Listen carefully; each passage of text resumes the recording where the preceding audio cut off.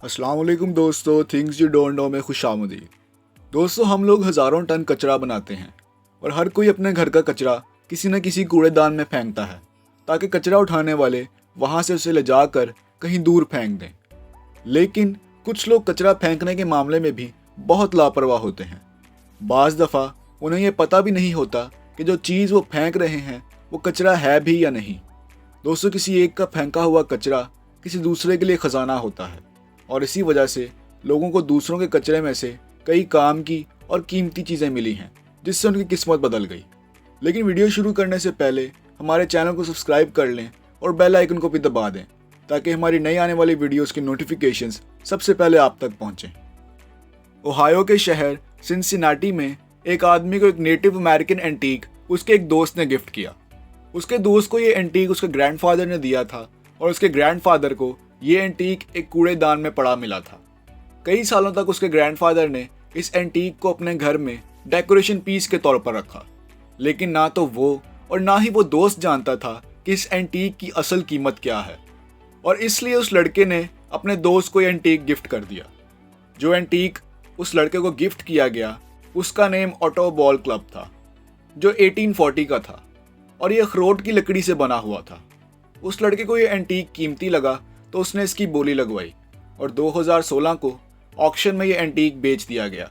लेकिन जो कीमत उसको मिली वो जानकर आप भी हैरान हो जाएंगे। इस एंटीक के उस लड़के को $1,02,000 मिले, जो 1,60,00,000 रुपए से भी ज़्यादा बनते हैं। अगला वाकया साउथ कोरिया का है, जहां एक एयरपोर्ट पर सफाई करने वाला अपना काम कर रहा था कि सफाई के दौरान उसे एक कूड़ेदान कुछ ज़्यादा ही भारी महसूस हुआ। वो उस कूड़ेदान को घसीटकर साइड पर ले गया और उसमें देखना शुरू कर दिया। उसे उसमें न्यूज़पेपर में पैक कुछ चीज़ें मिली और जब उसने उन्हें खोला तो वो हैरान हो गया। उसमें 7 सोने की बार्स थीं जिनकी कुल मालियत $3,27,000 यानी करीबन 5,20,00,000 रुपए थी। अब सवाल ये है कि आखिर ये सोना वहाँ आया कैसे। दरअसल ये सोना स्मगल किया जाना था, लेकिन पकड़े जाने के डर से उस एयरपोर्ट पर ही फेंक दिया गया और उस सफाई करने वाले के हाथ लग गया, और आज वो सफाई करने वाला एक बहुत ही अमीर आदमी है। 2004 में न्यूयॉर्क में एक आदमी जिसका नेम निक डिमोला था कूड़ेदान में से कचरा उठा रहा था कि उसे एक डब्बा मिला। उसने इस डब्बे को खास अहमियत नहीं दी और इसे एक वेयर हाउस में रख दिया। फिर 2009 में उसने इस डब्बे को फेंकने के लिए तोड़ना शुरू किया, लेकिन उसमें से 2,500 साल पुराने कदीम आर्टिफैक्ट्स मिले जिनकी कीमत $16,500 यानी 26 लाख रुपए से भी ज़्यादा थी।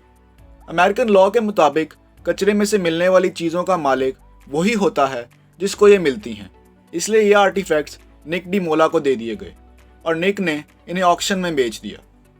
इसी तरह का वाकया एक हाईवे का है, जहां सफाई करने वालों को एक टायर में से $1,00,000 यानी 1.5 करोड़ रुपए से भी ज़्यादा मिले।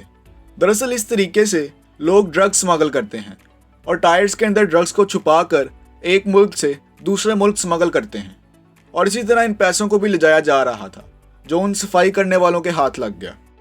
दोस्तों, दुनिया में कई कंपनीज करेंसी नोट्स को डिस्पोज कर देती हैं और उनके छोटे छोटे टुकड़े कर कर फेंक देती हैं।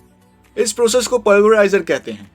2012 में एक जापानीज वेस्ट डिस्पोजल मैन, जिसका काम ऐसी ही कंपनीज में से वेस्ट इकट्ठा करना था, अपना मामूल का काम कर रहा था, लेकिन उसको एक बैग बाकी बैग से मुख्तलिफ लगा जिसे किसी ने हाथ नहीं लगाया था, और जब उसने वो खोला तो उसमें जापानीज येन नोट्स का एक बहुत बड़ा बंडल था जिनकी मालियत $1,20,000 यानी 1,90,00,000 रुपए से भी ज़्यादा थी। आज वो सफाई करने वाला $1,20,000 का मालिक है। और आखिर में 2003 में न्यूयॉर्क में एलिजाबेथ गिब्सन नाम एक डिस्पोजल वर्कर को एक कूड़ेदान में से एक बहुत ही कीमती चीज़ मिली। एक दिन वो अपना रोज़मर्रा का काम कर रही थी कि उसे एक कूड़ेदान में से एक पेंटिंग मिली। उसने वो पेंटिंग उठाई और अपने घर ले गई।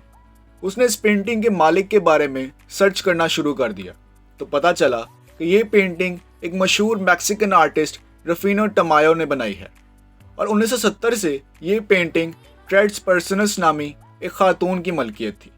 लेकिन अमेरिकन लॉ के मुताबिक अब ये पेंटिंग एलिज़ाबेथ की थी और उसने ये पेंटिंग $1 मिलियन यानी 1.5 करोड़ से भी ज़्यादा रुपए में बेच दी। दोस्तों, आपको इस वीडियो में से सबसे ज़्यादा कौन सा वाक़या पसंद आया, नीचे कमेंट्स में ज़रूर बताइएगा। वीडियो अगर पसंद आई हो तो वीडियो को लाइक करें और इसे शेयर करें और अपना बहुत ज़्यादा ख्याल रखें। अल्लाह हाफ़िज़।